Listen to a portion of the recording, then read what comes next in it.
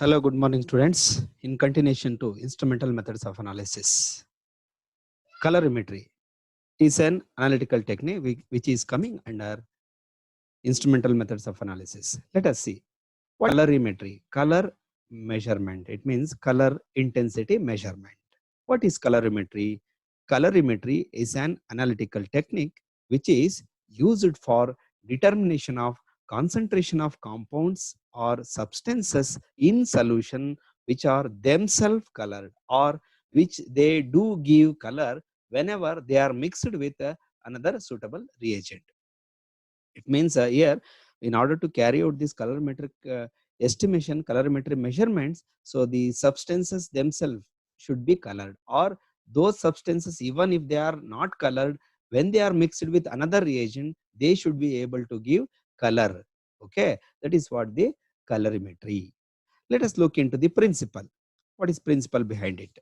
When a monochromatic light of intensity I naught is incident on a transparent medium, now the three changes will be taking place. Whenever this monochromatic radiation of intensity I naught, which is falling on this transparent medium, so that is why we have taken here, this is the source monochromatic light which is coming, and this is the sample. When it is falling on it, three changes are going to take place. What are those?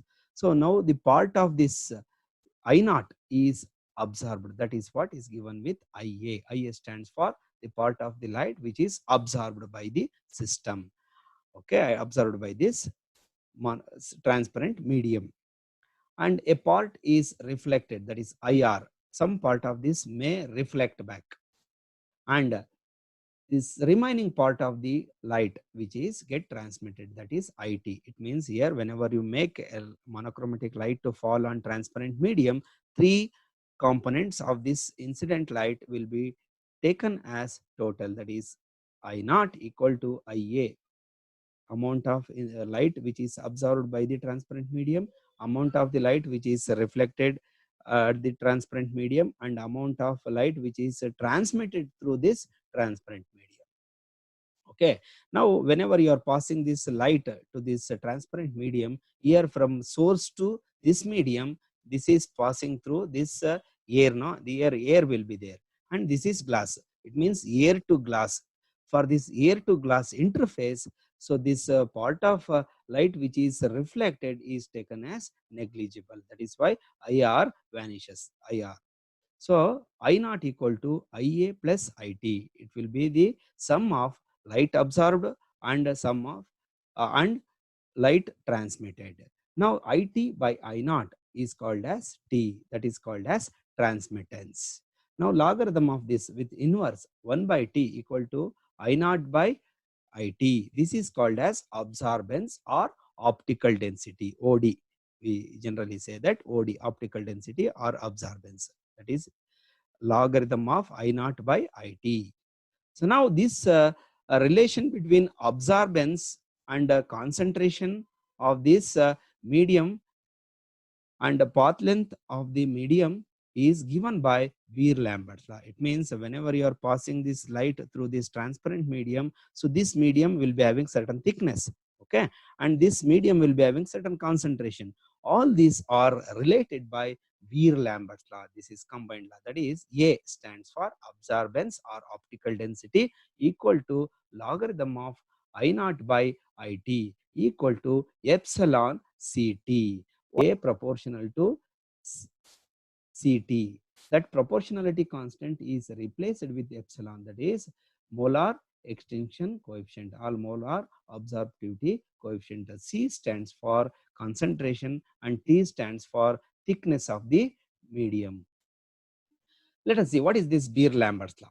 This Beer-Lambert's law says that when amount of monochromatic light is absorbed, it is directly proportional to the concentration of the solution and path length. I will repeat, the amount of light absorbed at this transparent medium is directly proportional to the concentration of the solution and path length. That is the medium we have told now, that medium is nothing but here solution.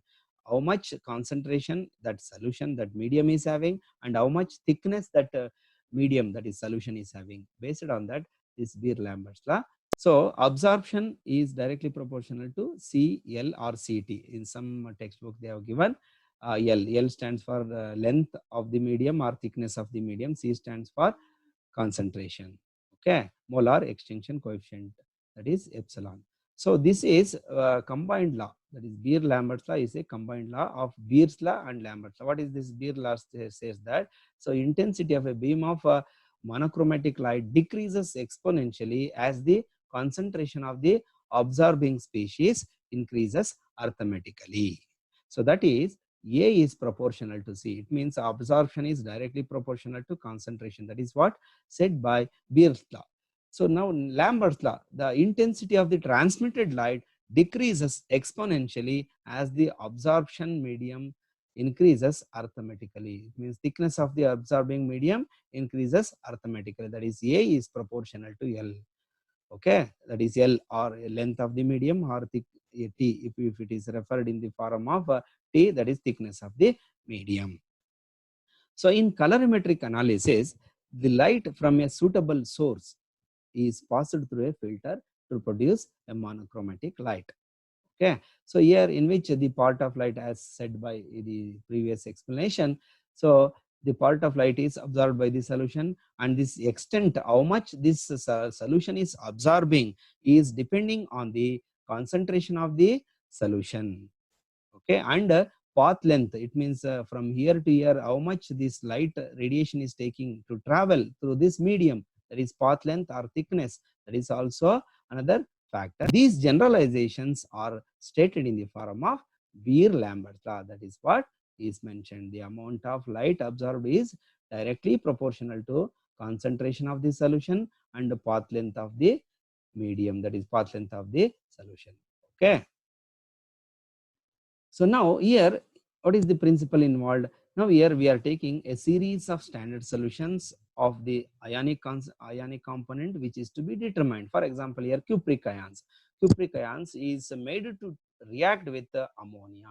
As a result, it gives cupromonium complex, that is cupromonium sulfate complex. That is what you are seeing here. Okay. So copper sulfate, when you are adding with ammonia, it gives this blue coloration. That blue coloration is due to the formation of cupromonium sulfate complex. And these series of solutions, standard solutions, what you have taken in all these flasks 1, 2, 3, 4, 5, like this you have taken. No? So this is these solutions absorbance is measured with the help of the colorimeter. That is what you are seeing here is the place where one small test tube like apparatus is there, that is called as colorimetric cuvette or cell. In that you need to fill the solution by taking little in that, and that you need to place it here. So absorbance of each solution you are going to measure at 620 nanometer. That is what is called as lambda max, maximum absorbance.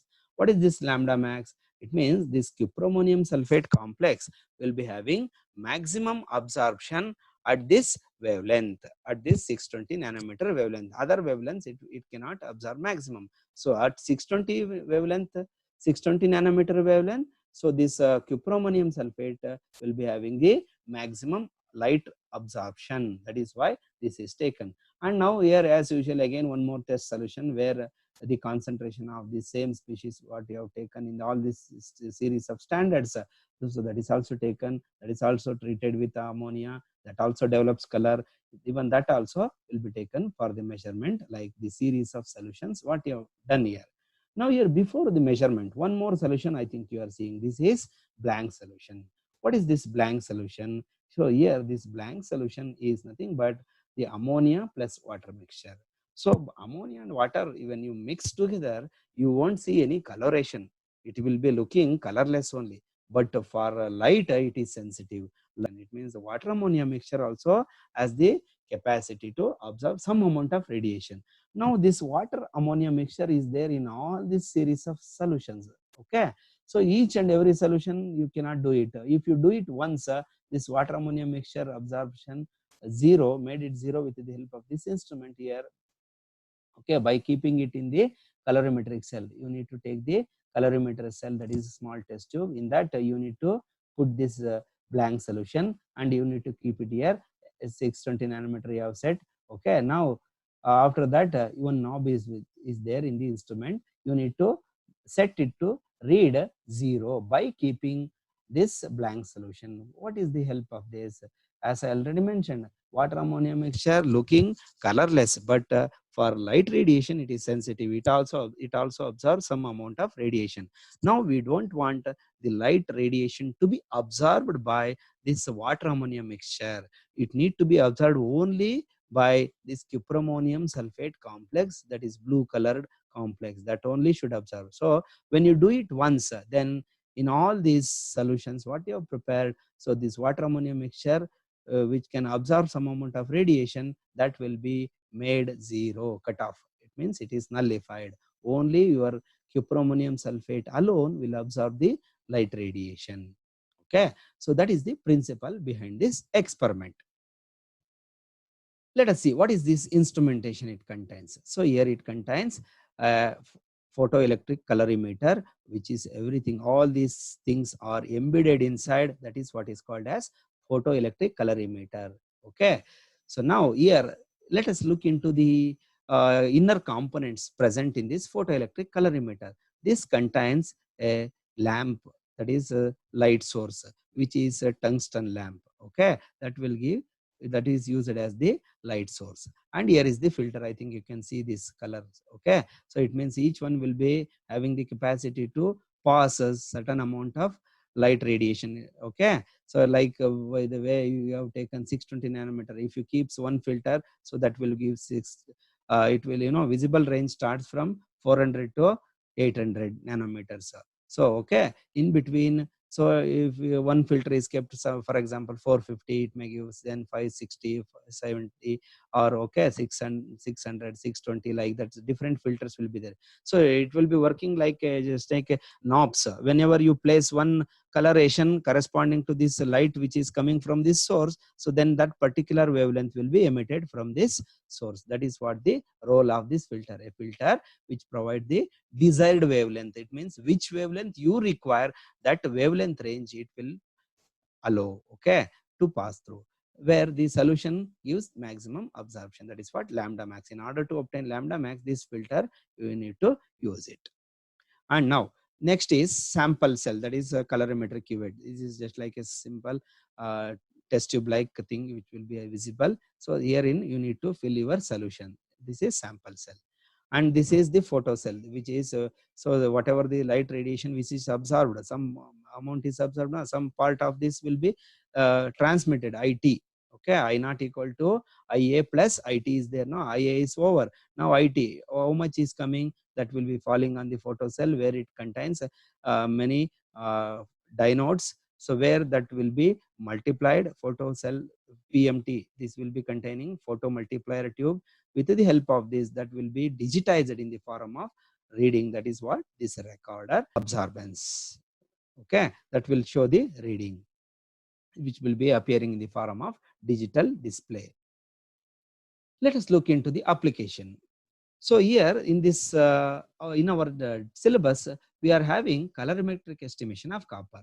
So here the how much amount of copper is present in, for example, in steel sample, even that also contains certain amount of copper.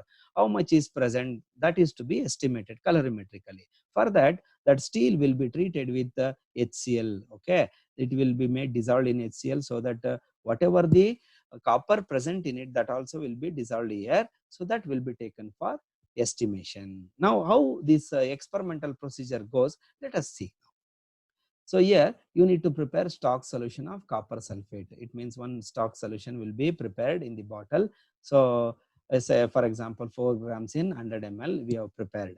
So from that you need to transfer 4 ml, 8, 12, 16 and 20 ml into each standard flask, volumetric flask of 50 ml size. So how this is to be transferred? This is to be transferred with the help of because volumes are varying, no, you need to fill it in the burette.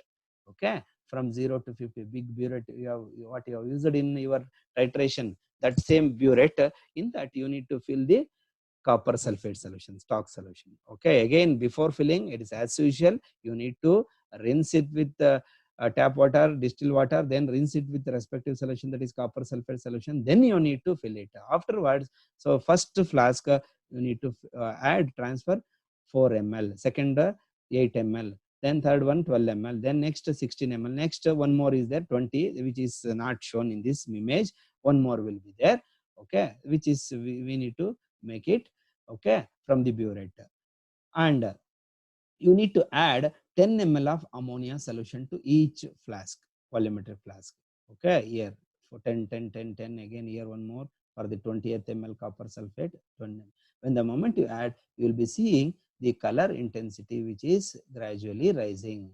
Okay, and you need to mark it up to the mark which is there on the volumetric flask with the help of distilled water, and shake well for uniform concentration. Shake well for uniform concentration. It is now kept ready. Now you need to transfer the known volume of steel solution, wherein you need to determine the amount of copper that is also taken in this volumetric flask. In that 50 ml volumetric flask, again same 10 ml ammonia reagent you need to add. So that also develops color. That also you need to make it up to 0. And here I already mentioned, here blank solution also need to be prepared. So this blank solution is 10 ml ammonia remaining up to the mark with water. So now you need to shake well all the solutions what you have prepared once again to attain uniform concentration. Leave it aside for 5 minutes. Okay, now you need to keep the blank solution in the colorimetric cell. Okay, here in this colorimetric cell, this is the sample tube, colorimetric cell, sample cell. In this you need to take each one. Before, again as usual, before taking any solution, in rinse with distilled water 2-3 times, then you need to add any solution you are filling in it. Okay, so that is what is this one. Okay, now you need to take this solution, blank solution, and you need to fill it in that colorimetric cell, and that you need to wipe it from outside, because no fingerprints or any other thing should not be there. So that if any other things are there, now it cannot be called as a transparent medium. So that fingerprint and all, dirt, anything is there, even water moisture is there from outside, all will be interfering. So that should not happen. You need to wipe it with tissue paper. Okay, then you need to place it in the sample tube holder. Okay, so then you need to set this instrument by keeping 620 nanometer to read this 0. Okay, after making it 0, you need to discard into the beaker, temporary sink. Okay, now after this water ammonia mixture, by keeping here, you have made it 0. Now throughout the measurement, you should not touch any of these knobs on the instrument. It need to be kept as such. No changes should be made. Now again, measure the absorbance of all these series of solution, okay, at 620 nanometer. Now you need to take the first 4 ml added solution and fill it in the sample tube. And okay, again as usual, after discarding, rinsing with distilled water, essential, rinse with this solution first once, then reject it, then again refill it with this 4 ml added copper sulfate solution containing this cuproammonium sulfate complex. Then you fill that, then you keep it here, measure the absorbance. Okay, then similarly after discarding this, in that from that sample cell, again rinse it with distilled water, then again fill this second solution where you have taken for 8 ml. So then rinse it, discard it, then again keep it here, note down the reading. Like this you need to repeat the same procedure for all these series of standard solution, and including this unknown solution, that is a test solution, where you need to determine the amount of copper present in it. Okay, so now you need to draw a calibration curve. Calibration curve means it is just for a known volume, for a known concentration, known absorption. For a known concentration, known absorption. Now if you, for example, here for 8 ml you have taken, for 8 ml how much absorbance is there on this x-axis, here volume, this is y-axis, absorbance you have taken. You need to take a graph like, make this graph ready. So mark this point on this graph, then corresponding to this you have marked, cross it and encircle it, then 8 ml you need to mark the corresponding volume to corresponding absorbance, then next 12 ml, like this, several, how much you have taken up to 20 ml. You need to mark all these points. Okay. Now you need to draw a straight line which is passing through the origin with the single line. You should not deviate, bend. Sometimes one of the points may just little deviate. The deviation and all is due to experimental error while performing the experiment. If you have not done properly solution preparation and measurement properly, then little deviation will be there. But maximum points you need to take. This is ideally it will come like this. So practically also you are able to get the same, okay, with all these points if you have done properly. So you need to draw a straight line passing through the origin, taking maximum points on this line. Okay. So this is calibration curve. Now for this unknown, you don't know how much concentration of copper is there or how much volume of copper sulfate is given to you. You don't know, but you can measure the absorbance. Now this absorbance or concentration of the test solution given to you will be falling in the range of these solutions what you have prepared and use it for calibration curve. It means from 0 to 20 ml the volume will come. 0 to 20 ml, how much concentration is there? In that range only this concentration also will fall in. Now for example, up to here you have measured now, assuming that this is 20. So now this test solution, how much absorbance it is having, that absorbance you need to mark it on this y-axis. Okay. Corresponding to this point, you need to draw one more line to intersect this straight line passing through origin. From here one more line, drop this coordinate x-axis. It will give how much amount of copper sulfate or copper containing solution which is present in your solution. It can be taken from the graph. Okay. Now calculation. So after taking all this as usual, so 4, 8, 12, 16, like the 20 you have taken. For unknown, how much absorbance is there that you have recorded. Now this part will come, weight of copper calculation. So now from the experiment, I just would like to recall volume of copper sulfate solution taken in the unknown solution. That means from the graph you will be getting this. Now in the beginning I told the concentration of copper solution, stock solution we have prepared. Okay. So here what we have done is 4 gram of copper sulfate we have dissolved in 100 ml of distilled water, like that we have given. So now you need to calculate each ml of this copper sulfate solution, pentahydrate copper sulfate pentahydrate solution, how much it contains, how much copper it contains. Now here you are seeing 63.54 is the atomic weight of copper, 249.54 is the molecular weight of copper sulfate pentahydrate. Now 63.54 into 4 divided by 100 into 249.54. If you multiply it, you will get a factor. It means you will get a value that is 0.01018 something. It will come. Okay, that gives what weight of copper present in 1 ml of your copper sulfate solution. Now similarly, here if you have taken 4 ml means for 1 ml this much. Then for 4 ml how much? You need to multiply it by 4. This factor multiplied by 4. Then 8 ml contains how much? This factor multiplied by 8. Then 12 contains how much? Multiplied by 12. Then similarly 16 multiplied by this factor. Then similarly for 20 you need to record it. And ultimately you know the volume of the solution where it contains this unknown volume is there. From that graph you have taken, recorded. So that also you need to take it. That means for example here some 11.5 if it has come, assuming that 11.5. So this 11.5 ml contains how much copper? Then this factor 0.01018 is there, multiplied by 11.5, that gives the amount of copper present in your test solution, that is unknown solution. For example here steel solution you have taken, steel contains how much copper, that you can be measured, that can be estimated, that can be determined here.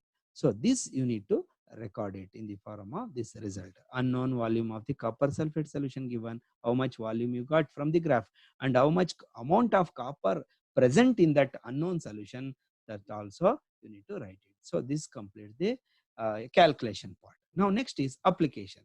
What are the applications of this colorimetry? So colorimetry is a well versatile method which is having broad spectrum of applications.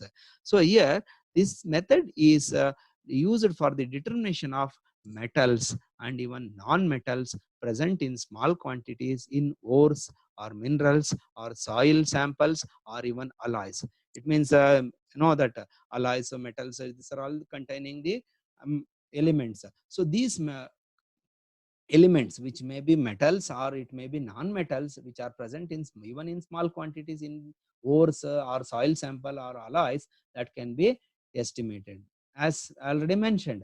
So sometimes some of these samples, metals or non-metals present in all these samples, which may be ore or it may be ore solution or it may be soil sample which is dissolved in solvent, that is water, that may be the solution, or alloy, it may be the solution. So in all these, sometimes this solution itself, when you make the solution of this sample, then that itself may be colored or may not be colored. Even if not colored, it should be able to develop color whenever certain amount of reagent, when certain reagent is added, they should be able to give color. So such metals can be taken for this colorimetry, and it is also used in biomedical field for the analysis of biological samples, various biological samples. It may be body fluids, serum content, many things can be analyzed. This is also finding its application in biomedical field widely. Okay, so with this, this colorimetry is completed.